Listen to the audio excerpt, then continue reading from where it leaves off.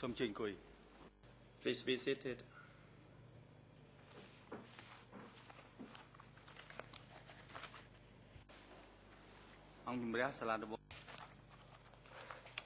The court is now in session. As the chamber has scheduled today, the chamber will hear key document presentations today in relation to the regulations on marriage. This key document presentation will take 2 days, and today the chamber will allow the floor to the co-prosecutors and the lead co-lawyers to present their key documents, and the responses will be made on Thursday, the 8th of September 2016. Ms. Ji Su-Huang, please report the attendance of the parties and other individuals to today's proceedings.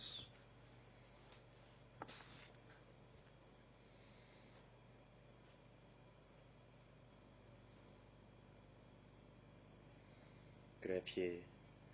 Mr. President, for today's proceedings, all parties to this case are present, except Dorian Chen, who is the International Counsel for Nguyen Chi, who will be absent today for health reasons. Mr. Nguyen Chi is present in the holding cell downstairs. He has waived his right to be present in the courtroom. The waiver has been delivered to the greffier. Thank you.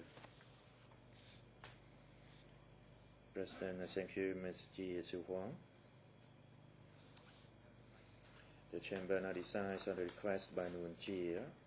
The chamber has received a waiver from Nguyen Chi dated 6 September 2016, which states that due to his health, that is headache, back pain, he cannot sit or concentrate for long, and in order to effectively participate in future hearings, he requests to waive his right to be present at the 6 September 2016 hearing. He advises that his counsel advised him about the consequence of this waiver, that in no way it can be construed as a waiver of his right to be tried fairly, or to challenge evidence presented to or admitted by this court at any time during this trial.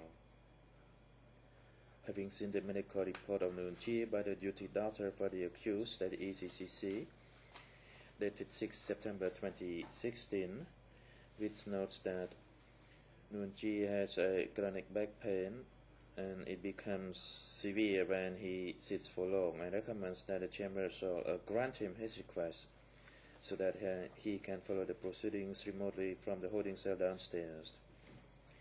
Based on the above information and pursuant to Rule 81.5 of the ECCC internal rules, the chamber grants Nguyen Chi his request to follow today's proceedings remotely from the holding cell downstairs via an audio-visual means.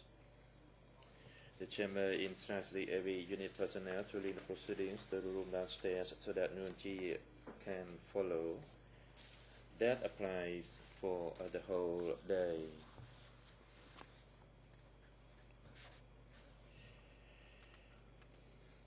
The chamber records that via emails on the 30th and 31st of August 2016, the chamber sets the 6th of September 2016 as the hearing day for key document presentations, and requests parties who wish to present key documents to notify the chamber of their intention and or to a response to key document presentations made by other parties if they wish to do so.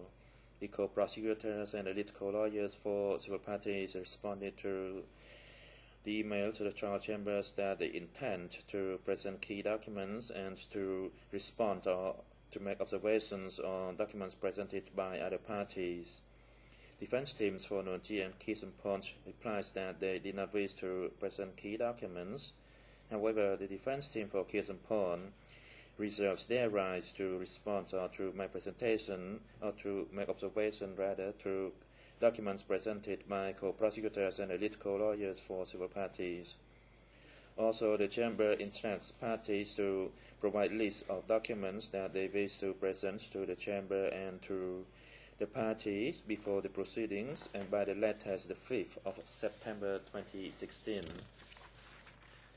The co-prosecutors and the lead co-lawyers for civil parties provided lists of key documents that they wish to present in accordance with the deadline. Each party will have half a court day to present their key documents. First, the key document presentations will be made by the co-prosecutors, followed by the lead co-lawyers for civil parties. And the key document presentation after that, the defense team for accused and or the accused will be given an opportunity to respond or to make observations on the key documents presented by the co-prosecutors and the lead co-lawyers. For the key document presentation, the Chamber instructs parties to adhere to the Trial Chamber Memorandum of 28 January 2016, that is document E315/2, as well as several other decisions, including E350/8. And now the Chamber hands the floor to the co-prosecutors to present their key documents. You have the floor.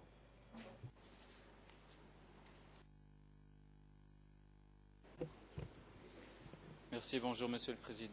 Thank you. Good morning, Mr. President. Good morning, Your Honors. Good morning to Council here present. The key documents I will be presenting on behalf of the co-prosecutors this morning and probably in part of the afternoon as well concern the regulation of marriages and the policy on family. These are contemporaneous documents and studies on the subject of forced marriage and sexual violence, as well as extracts of books, and lastly, witness statements and statements of civil parties. These flow from the testimonies of those who have testified and those who are still to testify in the coming days and weeks. The documents I'll present tend to establish the existence of a national policy by the Democratic Cambodia regime in this area, with variance and nuances depending on the places involved, the public concerned, and according to the local authorities. But I will start with the statements of Nguyen Chia regarding marriages and with regard to his own marriage.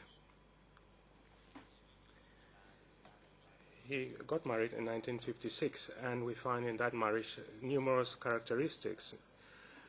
For all the marriages that were organized for hundreds and thousands of people between 1975 and 1979 in democratic Cambodia, I'm thinking of the criteria of the choice of a spouse, the break with tradition, and therefore the absence of a close family, a marriage in the service of the revolution and the party, and not marriages for reasons of personal convenience. The statements of Nguyen Chia are in the book E3/4202. It is a book published by Gina Chun and Ted Sambat, titled in French, in English, Beyond the Killing Fields, Khmer Rouge leaders and one of the victims. The passage I'll read out is in the chapter titled The New World Order in French. It is on page 00849377-278. And if I'm not mistaken, it's on pages 29 and 30 of the book. In Khmer, the page is 00858253-254. And in English, it's on page 41. The ERN is 00757496. This is the extract of the book that includes statements by Nguyen Chia. And I quote, "The institution of marriage was also twisted under the Khmer Rouge to fit party needs. Because they wanted to double the population, the Khmer Rouge wanted to increase the number of marriages.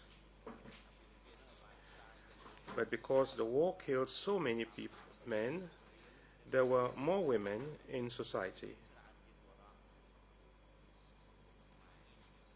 And then you have a quotation by Nunchia, and I quote, "The man always wants to choose a beautiful girl, so that's why we force them to get married, and Anka chose the wife." End of quote. And the quotation from the book continues, and it is said that this one is an explanation by Nunchia. Young women were forced to marry men who were twice their age and vice versa. The opinions of the prospective groom and bride did not matter. Marriage became a government policy and an institution that served the revolutionary cause. Again, Nunchia thought the purpose of marriage should be to serve the movement, and he too had married in the interests of the party in mind. A year after Pol Pot married in 1956, Nunchia asked party members to find a woman for him. Mamong, one of the original 3 members chosen by Nunchia to rebuild the party, told Nunchia he had a distant relative, Lee Kim Seng, from a poor Fanning family, who would make a good wife. Nunchia agreed to meet her. He traveled to Kampong Chenang province by bus, then walked 12 miles to his future wife's village in Nom Commune. Nunchia's mother also had a wife in mind for him, but the woman came from a rich family, and Nunchia refused. Then we have a quotation by Nunchia, and I quote, "It's hard to live with a woman who has a different purpose, and she could not bear the burden of struggling with me," he said. A new quotation, in quotes, "So I chose a person who has the same determination as me. For me, I do not care if a girl is charming and beautiful, because I do not choose the body, but her views and character." End of quote. Let me continue reading the extract. When Nunchia arrived at Lee Kim Seng's home, she was too shy to meet him and refused to come outside. Her parents devised a plan in which Nunchia would talk to the mother outside while her daughter was watering the vegetables.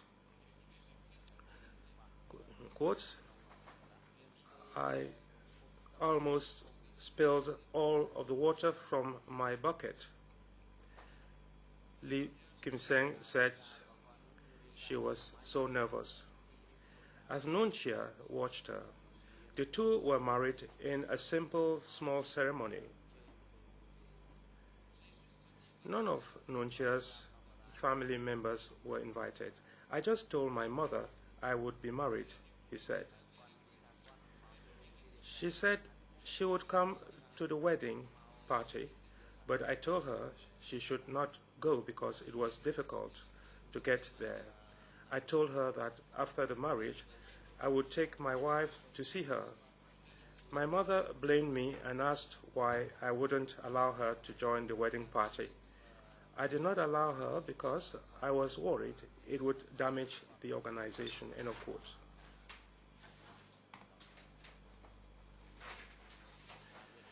Nunchia's marriage is echoed by Ieng Teri's marriage.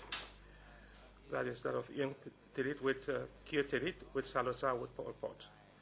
With Kio Ponari, Pol Pot's sister. The marriage took place shortly before in document E3/20, whose reference is E3/9365. It is the book by Elizabeth Baker, When the War Was Over, Cambodia and the Khmer Rouge Revolution. This extract is found on the following page in English, 00237763. That is on page 58. In French, 00638335. And in Khmer, 00232074. And I will quote this passage in English. That is for the interpreters to take note of.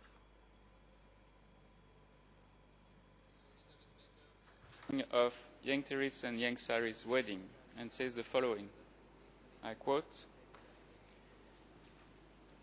"The marriage is of more than passing interest. It not only united two heady political activists, it also brought together Therit's eldest sister, Kyu Ponari, and Sari's friend, Salot Sar. Ponari had traveled to Paris with her sister, intent on earning teaching credentials. She was a meticulous student, more elegant than beautiful, and possessed of a powerful mind. Ponari met Salot Sar at the Marxist study sessions. Her sister persuaded her to attend. There is no suggestion of a great love between Salot Sar and Ponari. Yet it was more than a marriage of friendly convenience. Already convinced that they were embarking on a serious vocation, Sari and Salot Sar, as other revolutionaries before and after them, needed spouses they could trust, who would have no reason to betray them. Now the two young activists were tied by blood as well as politics." End of quote.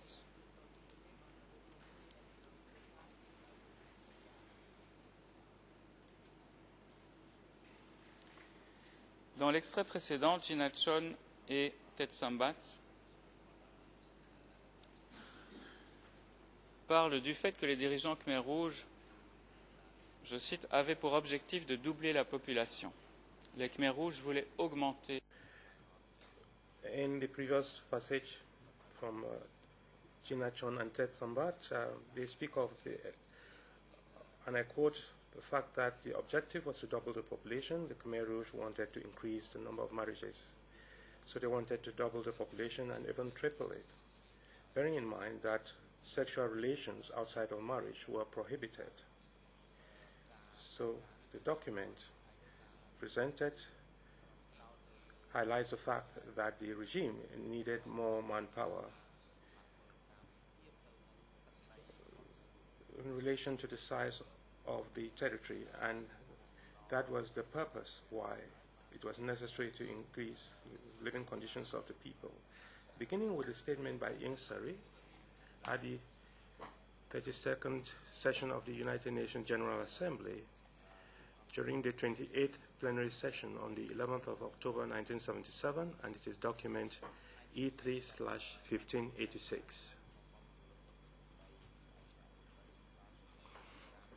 The first extract is on the following page in English, 00079813, and in French, 00617795.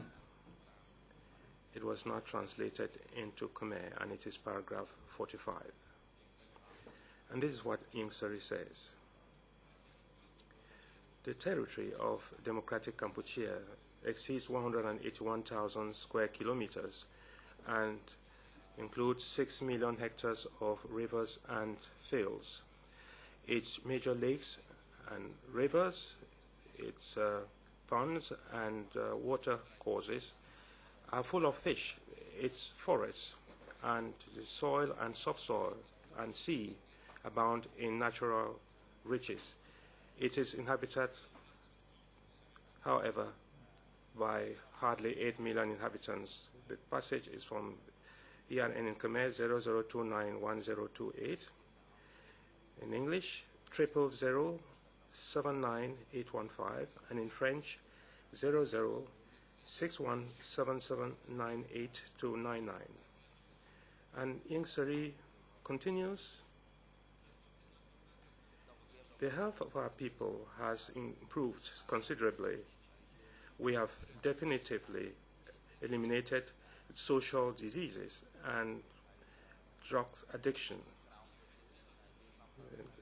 This passage is skipped. We have tried to improve very rapidly the living conditions and the health of the people, for we need a population of 15 to 20 million inhabitants within 10 years.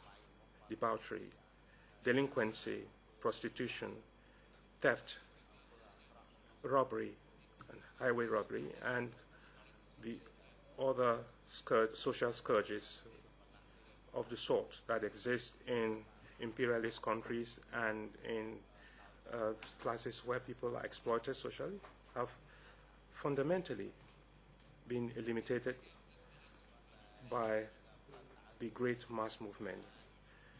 Paragraph 63. But given the aspirations of our people in the long term and the path that we have to tread is long, we should intensify our efforts. We must endeavor to improve further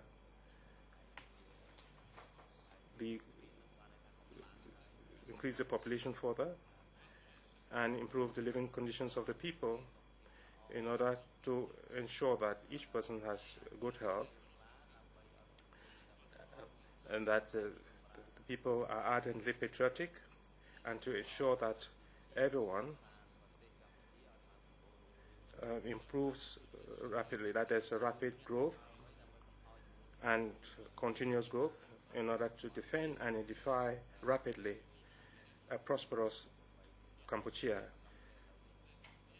We have no reason to reduce the figure of populations or to maintain it at the current level with close to 8 million inhabitants. That is why our objective is to rapidly increase the population of our country, because we need more than 20 million people. We note here that we are talking of the need.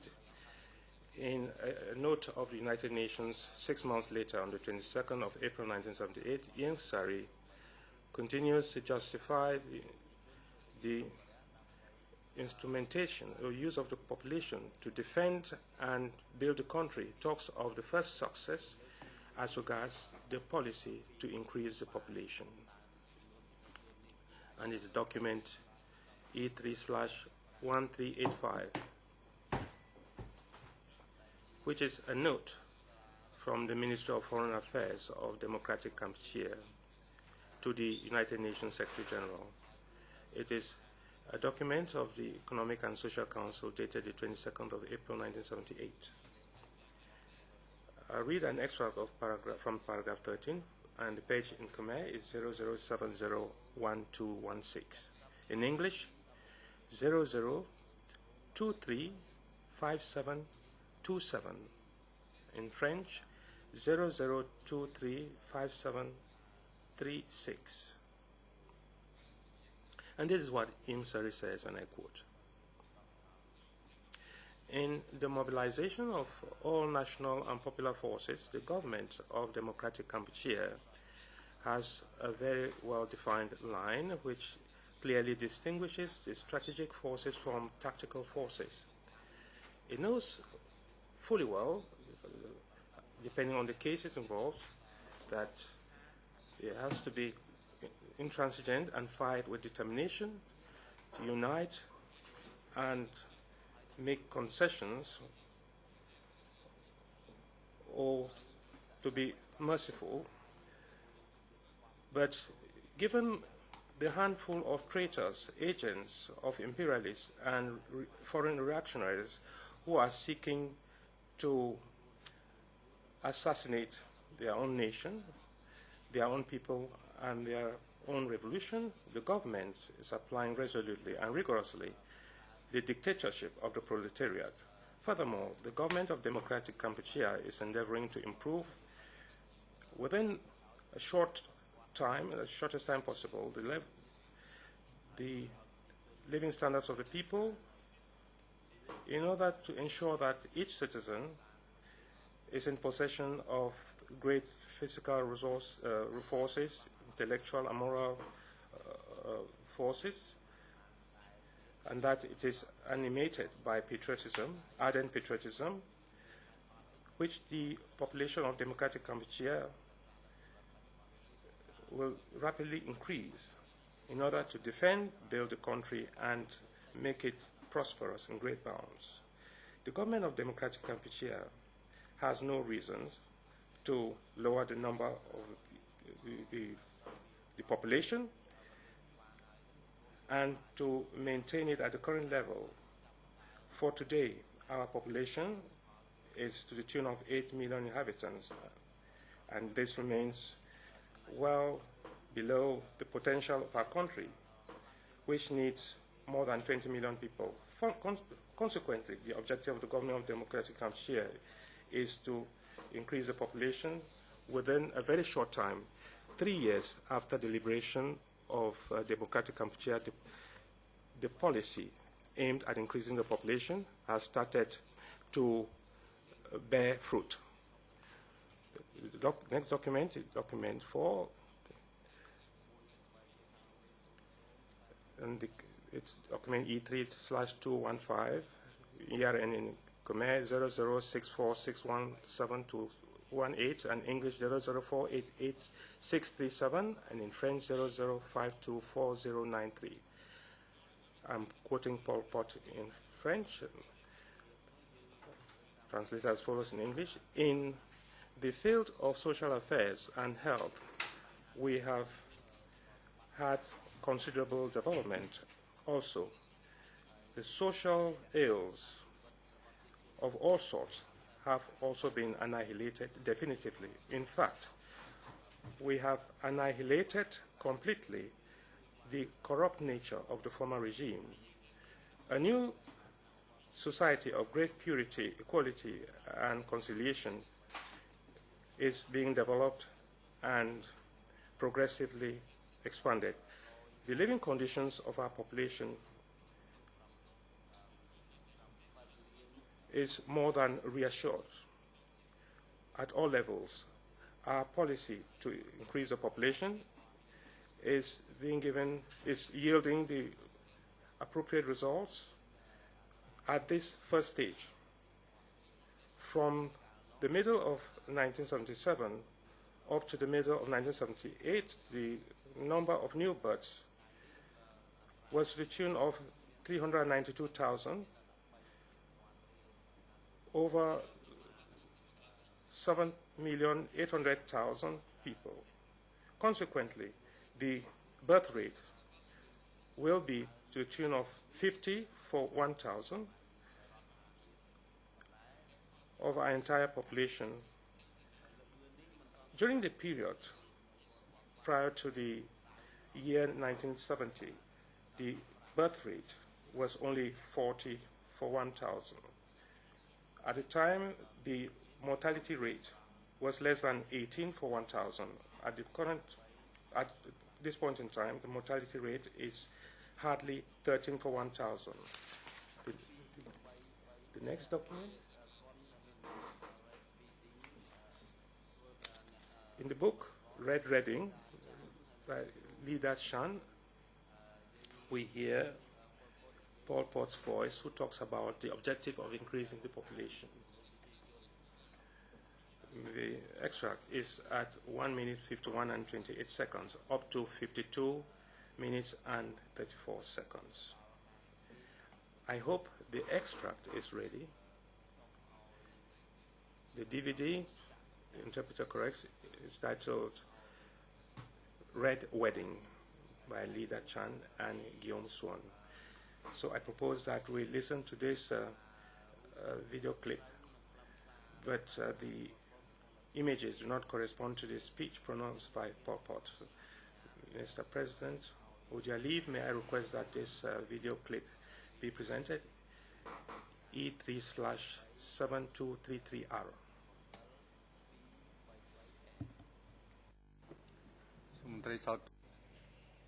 Every unit, please display the video clip per request by the co-prosecutor.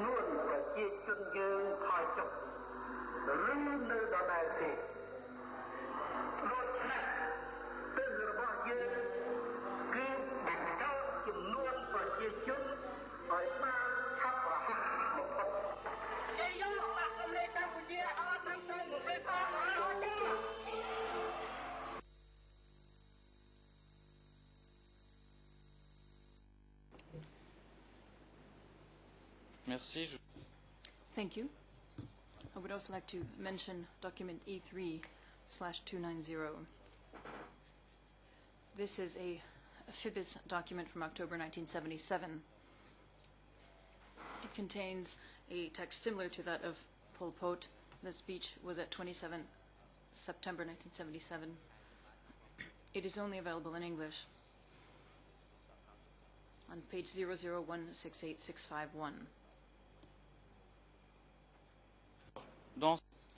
So, in these excerpts of speeches of Pol Pot and Ieng Sary, we note that the Democratic Kampuchea leaders say the same thing, that we need to increase the population very rapidly because the country needs this. To come back to these statistics on the rapid increase of the population, and therefore the number of births in the context of marriage, Nunchia later gave even clearer figures during the years of the Democratic Kampuchea regime. This is document E3/686. It's a report of the BBC entitled Interviews with a Democratic Kampuchea Leader on the Population Policy and Fighting Vietnam. It is dated 27 October 1981. And we want to clarify that we're talking about Nuon Chea here. The excerpt that I will read in Khmer is on page S00644-682, in English S00030-349, and in French 00599-792. I quote Nuon Chea.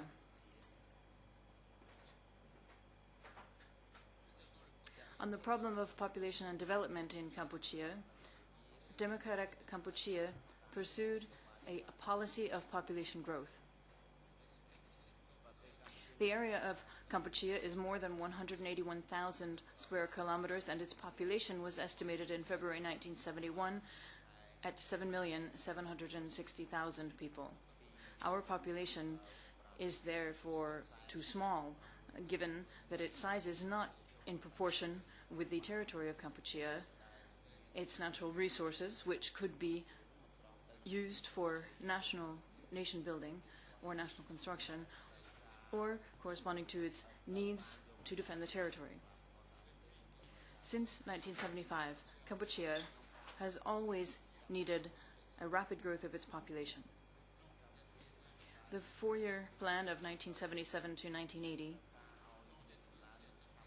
therefore targeted an increase of our population to at least 15 million people with a deadline of 5 to 10 years. Given this plan, our population has increased as follows. From March to December 1976, it increased from 160,000 people, or 2%. In 1977, it increased by 220,000 people, or 2.8%. And in 1978, it grew by 260,000 people, or 3.2%.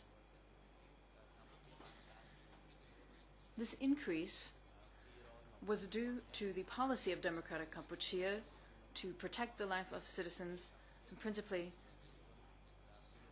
by addressing and improving living conditions. End quote. Nguyen Chia speaks of increasing the population in order to be able to exploit national resources and defend the territory. He also connects population and rapid production in the following document. This is document E3/25. Revolutionary interviewee from December 1976 to January 1977. It's an article entitled Excerpts of the Speech of Representatives of Ankar of the Party at the 9th anniversary of the founding of the Revolutionary Army of Kampuchea, the boldest and most powerful in existence.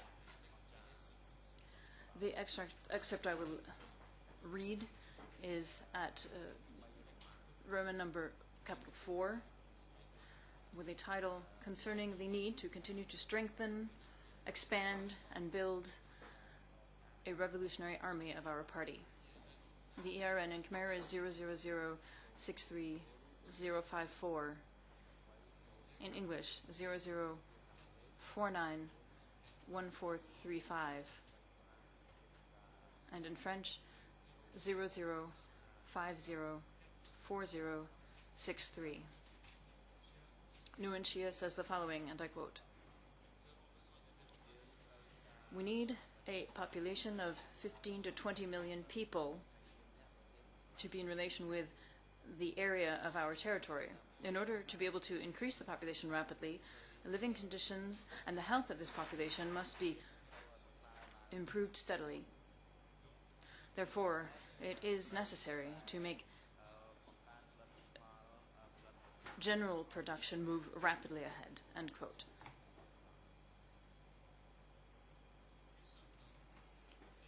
Khieu Samphan confirmed the policy of rapid increase of the population, first in a speech under Democratic Kampuchea, and then later in a book. The speech is document E3/562. It's a statement of Khieu Samphan, which was broadcast on Phnom Penh radio in an article called, in English, Phnom Penh Rally Marks 17th April Anniversary. The statement itself dates back to 15 April 1978. In French, the ERN is 00280381-282. In English, S 0001055, and in Khmer 00249991. Khieu Samphan reads a list of resolutions in the area of improving the living conditions of the population.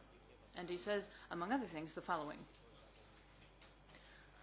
5, and I quote, "Strive to improve living conditions and rapidly increase the population while offering to the people a political, ideological, and organizational training at a basic level. 6,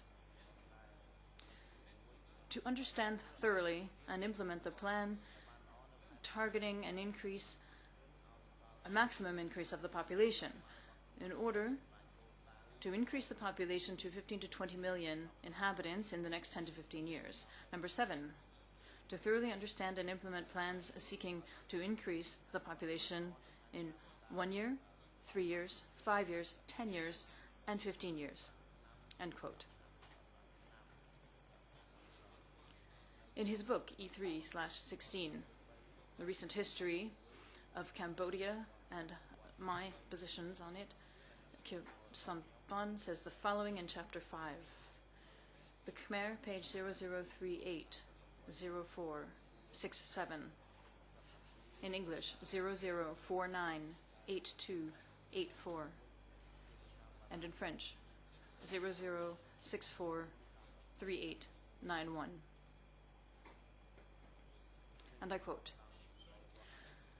Philip Short is correct when he writes, quote, Pol Pot did not intend to reduce the number of inhabitants, quite to the contrary. He had the goal to double or triple the population. Specifically, he wanted the Cambodian population to reach 15 or 20 million people in 10 years. This number being necessary in order to bring to fruition his various projects which would bring power and prosperity to the country. However, how would this have been possible, says Kyo Sampan, to achieve these goals if women were not capable of menstruating due to malnutrition? The leadership recognized this problem.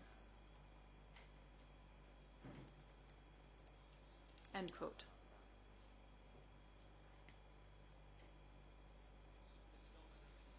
Mr. President, Your Honors, before moving to the document concerning the family and marriage emanating from Democratic Kampuchea itself, let's look at what Philip Short says about the revolutionary family and its goal. And I am quoting Philip Short's book E3/9, which is entitled Pol Pot, The History of a Nightmare. It's an excerpt which is not translated into Khmer. In English, it is at ERN 00396533 and 34. And in French, 00639883. And I quote Philip Short. The family continued to exist, but its primary goal was now to produce children to serve the party.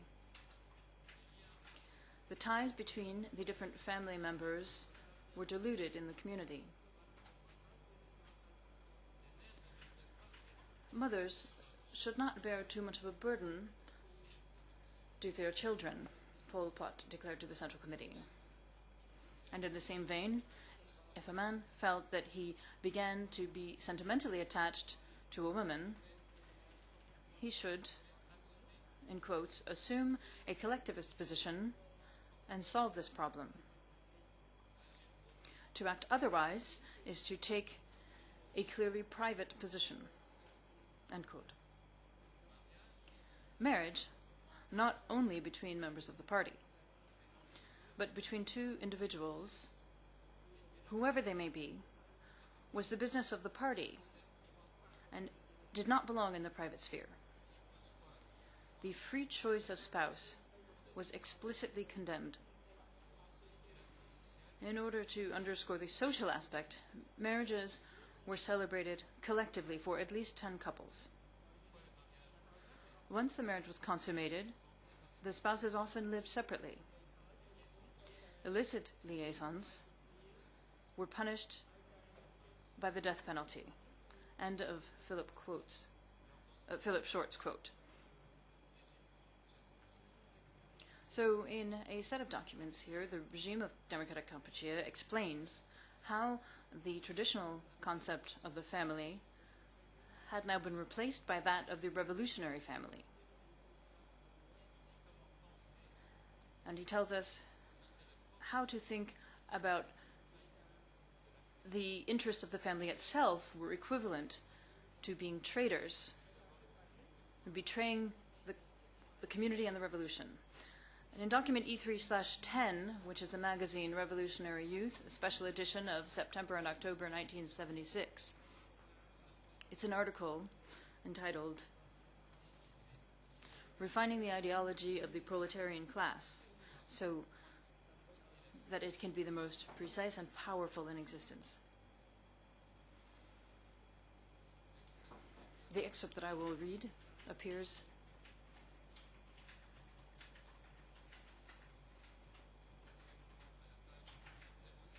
on the Khmer page 000631104, in English 00450538 and 39, and in French 00491905.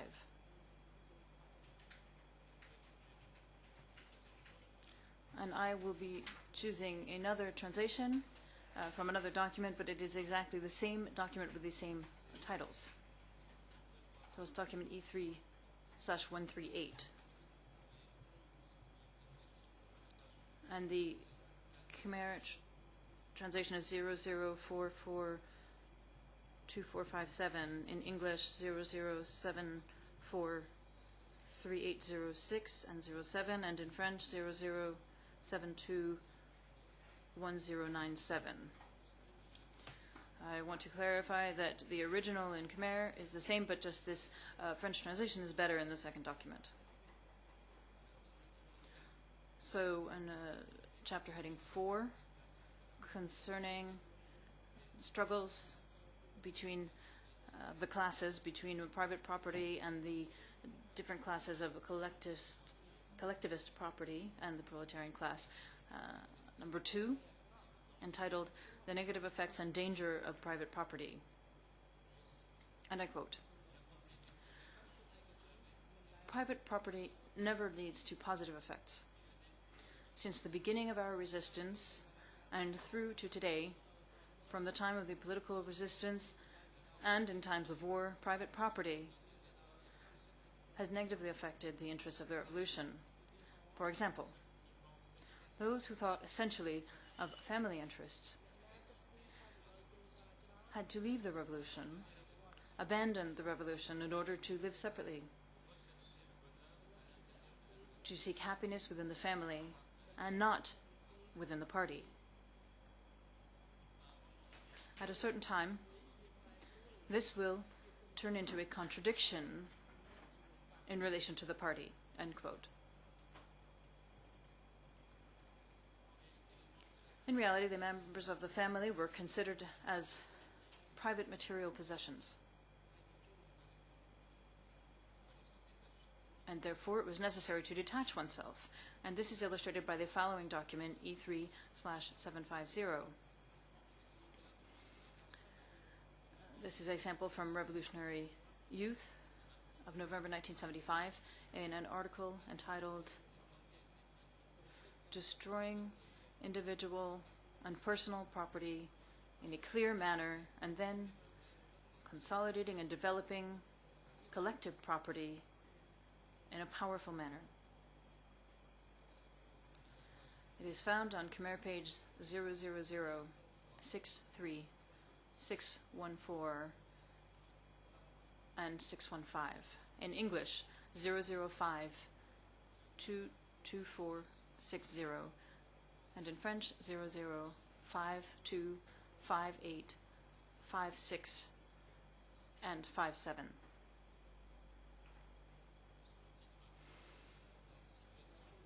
Roman capital 2, the situation of property in the revolutionary ranks. It says the following. Among the revolutionary ranks, all combatants, male and female, and all of our cadres, all abandoned personal property, such as houses, rice fields, vegetable gardens, agricultural lands, the family, mothers, fathers, brothers and sisters, children, grandchildren, as well as all of their material goods, in order to serve the party, to serve the revolution, and to serve the population.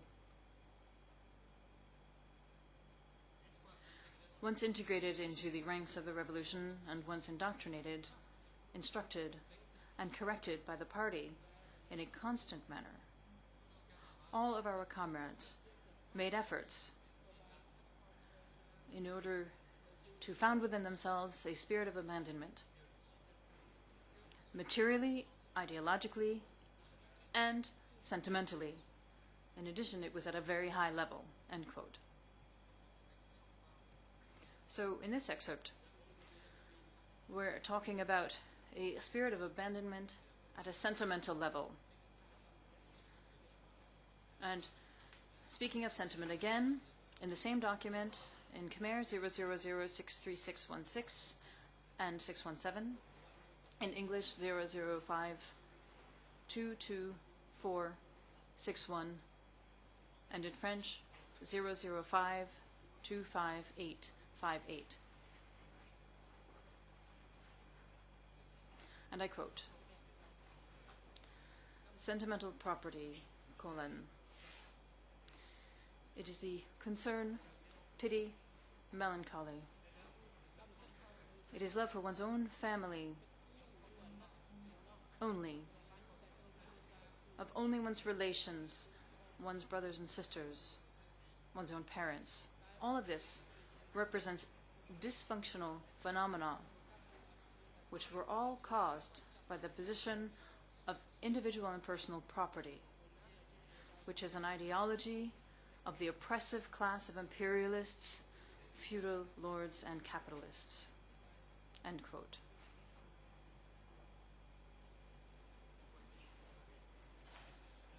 So we see here that we need to detach from the family, but at the same time, we also needed to increase the population. In document E3/775, which is a fundamental document of the party entitled Concept of the Revolutionary World and the Non-Revolutionary World concerning the problem of founding families, we see clearly this concept of the party, the concept concerning the family. It's on a reprinted supplement which relates to the first Revolutionary Youth issue in February 1974, before Phnom Penh was even conquered. It was reprinted on 2 June 1975 by the military policy of the East Zone, and we see that 1,000 issues were again reprinted in September 1975 in the note on the last page. This document explains what changed and why the revolutionary family only made sense in relation to the party, to the revolution, and to the community, and why therefore the decisions of Ankar needed to be respected concerning the choosing of one spouse. The first extract is on Khmer page 00407100. In English 00417942 and 43. And in French 00593929. Chapter heading 2, the concept of the revolutionary world concerning the founding of families. And I quote, "As revolutionary young men and women, we consider the problem of the family as an integral part of the problem of the nation and the entire population." A bit further, if our population was oppressed and exploited by the imperialists, feudalists, and capitalists who were all reactionary, and if it suffered from misery, our family itself would also be a victim of this very same oppression to infinity. And consequently, the construction of the family in our revolution not only has a goal not only of serving individual interests, of achieving peace and joy. It does not only have the goal of producing children and grandchildren in order to perpetuate one's heritage and bloodline. The founding of families is destined to serve the process of the revolution, to serve the achievement of the most noble objectives to serve the liberation of the nation, the liberation of the population, and the liberation of the poor classes. The founding of families must serve towards building socialism and communism, which are societies where there is no exploitation of human beings. End quote. The new extract in Khmer on page 00407102, in English 00417944, and in French 00593931. Number 2, the negative consequences of improperly constructing families. And I quote,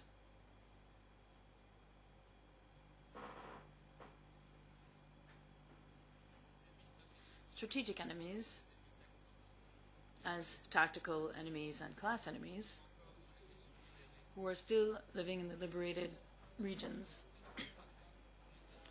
They're planning and they want to strike us from within our ranks by introducing their acolytes who will come to destroy our ranks by inciting their children and grandchildren to join with others who are like them. Then they will manipulate through family feelings and sentiments in order to push and cut off the revolution so that we would oppose the revolution or to betray the interests of the revolution and the population in order to serve the interests of their family and defend their class, etc. Consequently, our revolutionary young men and women must pay strict attention and be vigilant concerning this problem of founding the family. If we do not respect the discipline of Ankar, if we do not respect the collective, if we did not adopt a revolutionary position, completely unshakable, and if we were too free, morally speaking, moving any which way, it would be absolutely certain that we would not be able to correctly build our family in line with our revolutionary goals. And then it would be absolutely certain that we would find bad elements or even agents infiltrated by enemies. This would be completely possible. End quote.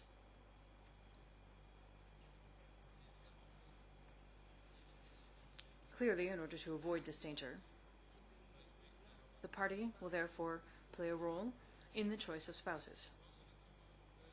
In this document E3/775, there are therefore explicit passages which affirm that the decisions of the collective and therefore of Ankar, the organization, concerning the choice of husband or wife must be absolutely respected, since Ankar, in one way or another, knows better who should marry whom.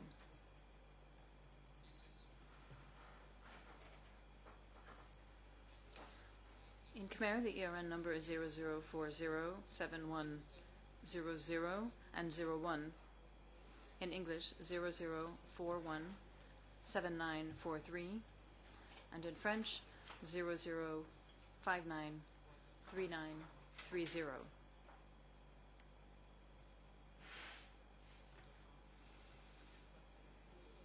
Title number 1, how should our young men and women choose their spouses? And I quote, in order to achieve successfully the revolutionary objectives, our young men and women must be most vigilant in choosing their spouses. Small 1 in French, small a in English. We must be vigilant concerning the moral misconduct of women and men. We must not be libertarian anywhere, anyhow. If there's a problem, Ankar must be informed and the collective must be informed with full honesty, so that the collective and Ankara can help to find solutions. Small b or small 2. And this is the most important, I quote, "The discipline of Ankara must be respected at any price." And this problem of founding families, whatever the way in which Ankara and the collective consider and decide, it must be respected at any price. One must not be disappointed, one must not protest. Indeed, only Ankara and the collective are capable of considering the problem in a detailed way and seen from all angles. Therefore, one must not be subjective according to one's personal feelings, small c or small 3. One must not rush. One must first consider the biography very precisely. And in other words, one must be pure, both in one's way of life and politically speaking, with no intelligence, with enemy networks or bad elements. Rang, il faut... DO4, if the person concerned is in the same rank, we must choose someone whose revolutionary position is unshakable. Regardless of the function, the interested person should have a position of combat, absolute combat, in furtherance of the revolutionary task for the party, for the revolution, for the population, perfectly and permanently. Consequently, we have to choose someone who is not physically pleasant, who is elegant, who is well presented and introduced, who likes luxury, or who likes the imperialist way of life. We do not choose a spouse who is the son or the daughter of a well-to-do person, or a spouse who has the knowledge and culture of the former regime, or a spouse who is eloquent, or a comrade who has a gun, a pistol, or a high function. In document E3775, the different criteria are very well explained, but we should place this document E3775, which is the basis of the democratic Kampuchea policy regarding the family. We should place it in context because it shed light on another document, a posterior document dated October 1978, and it's document E3/765, often quoted by the defense during these proceedings. It is a revolutionary youth flag, and it's titled "Taking Care to Assimilate the 12 Points of Revolutionary Morality." And document in English 00539994, in Khmer 00376493 and 94, and in French 0054 0024 to 25. And there is a comment on the famous Rule 6, which is titled "Never committing acts of aggression against women." And I quote, "Regarding family life, there shouldn't be any obstacle to that, on condition that it is based on the two principles of the party. First of all, the two persons concerned should be in agreement, and secondly, the collective is favorable." And there we are, it is done.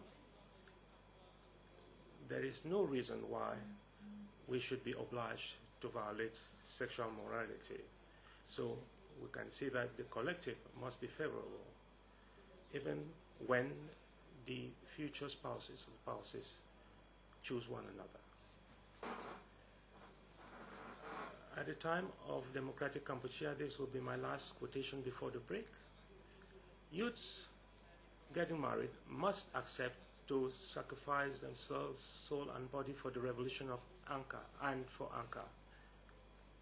And it is well stated literally, soul and body. They have to sacrifice themselves for the collective, over and above their own personal aspirations and personal projects. This is what we read in an article of the Revolutionary Youth Flag of April 1976, which gives the model to be followed in terms of an ideal family and within one's personal aspirations, and it is document E3/732. And the article is titled The Young Woman Torn Made All the Sacrifices Unconditionally for the Revolution and for the People. And this extract is found in French on page 00611526 and 27, in Khmer 0006439, and in English 00392451. And I quote, "The young woman Thorn, educated and initiated on the political, ideological level and on the plan of the Revolutionary Command, as time went on, by Angkar, the secret Angkar of the party in Phnom Penh, she acquired a revolutionary consciousness that was increasingly higher, and national anger, a class anger, which was permanently bubbling. She was determined to sacrifice her physical forces, her psychological forces, her youth, her life for the party, for the causes of the revolution and the people, and for the causes of the liberation of the poor." I skip a passage and then quote the next segment. "Shortly after the coup d'etat, the party proposed that she should abandon her studies and get married to a comrade called Nem, N-H-E-M. The party then asked her to go back to earn a living by working as a farmer in her native village. She was charged with establishing a relay of messengers whose mission was to carry out intelligence on the enemy in the liberated regions and to ensure the link between the liberated regions and Angkar, the party in Phnom Penh." Co-prosecutor, please slow down. Président, je vais reprendre la dernière fois. You are right, Mr. President. Let me repeat the last sentence. So the young woman Thorn was in charge of putting in place a relay of messengers whose purpose was to provide intelligence on the enemies in the liberated regions and to ensure the liaison between the liberated regions and the Angkar of the party in Phnom Penh. Comrade Thorn accepted the proposal of the party and all the recommendations of the party with the greatest serenity, without any embarrassment, without any disappointment, and without any regrets for having abandoned her studies. A month later, Comrade Thorn got married to Comrade Nem and went back to earn a living working as a farmer with her parents in the district of Mok Kampol. Comrade Thorn and her husband, Comrade Nem, on the one hand, always endeavored to accomplish the revolutionary task assigned to them by the party with success day and night. And on the other hand, they endeavored to do agricultural work to earn their living as the poor and to dissimulate their revolutionary activities. In early 1971, they had a son they adored and who constituted the most precious fortune of this new revolutionary family. Although they were engaged in raising their child and working as farmers, Comrade Thorn and Comrade Nem never suspended or postponed their revolutionary tasks. Never. Not even once.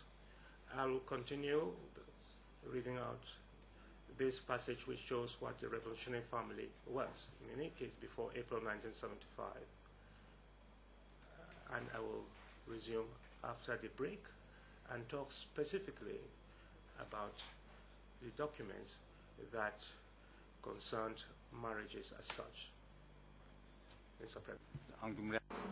Thank you, Co-Prosecutor, and the Chamber will take a 20-minute break from now.